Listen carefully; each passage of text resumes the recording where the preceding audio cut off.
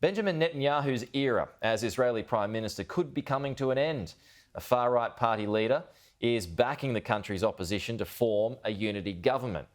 Naftali Bennett and opposition leader Yair Lapid could end up serving 2 years each as Prime Minister in a rotational deal. The agreement could end a deadlock of 4 inconclusive elections over the past 2 years.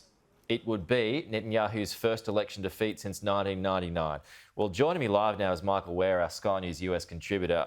I wouldn't be counting out Benjamin Netanyahu, that's for sure, Michael.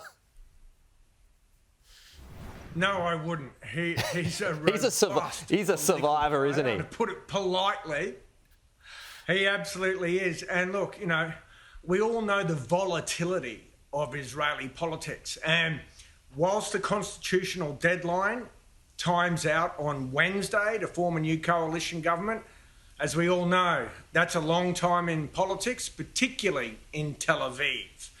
But look, as you say, what's happened here is that the leader of a small right-wing party who used to be a senior aide to the current Prime Minister, Benjamin Netanyahu, made his long-awaited announcement about what move he would make in this process to form a new government.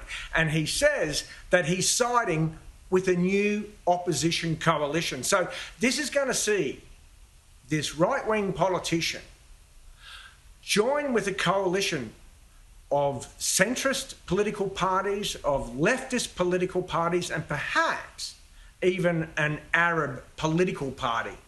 Now, the reason he says he's done this is that he believes the country has no other choice. He says it's either a coalition government or a national unity government or more elections, and that would make it the 5th round of elections in over 2 years. Now, he says he wants to rescue the country from a tailspin and to stop the craziness. And he says those who are saying that a right-wing government, including Benjamin Netanyahu, can be formed are lying.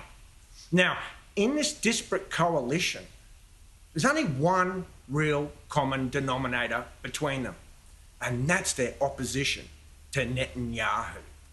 There's really not much else that gels them together. And as Naftali Bennett himself said of his other major coalition partner, look, we disagree on some serious areas of substance, but we're all opposed to Netanyahu continuing his rule. If they go through this shared arrangement, though, I mean, that's just going to be complicated and far too complex to be able to handle all of the different issues that are going on, right? Well, everything's complicated in Israel, and, this kind of horse trading is fairly commonplace. I mean, there's a real sophistication and a real maze that's involved here, and it's always involved in Israeli politics. So, look, how well this coalition can function is yet to be seen, but the way people are reacting to it here in the United States is that perhaps this could salvage the potential for a 2-state solution to the Middle East peace problem.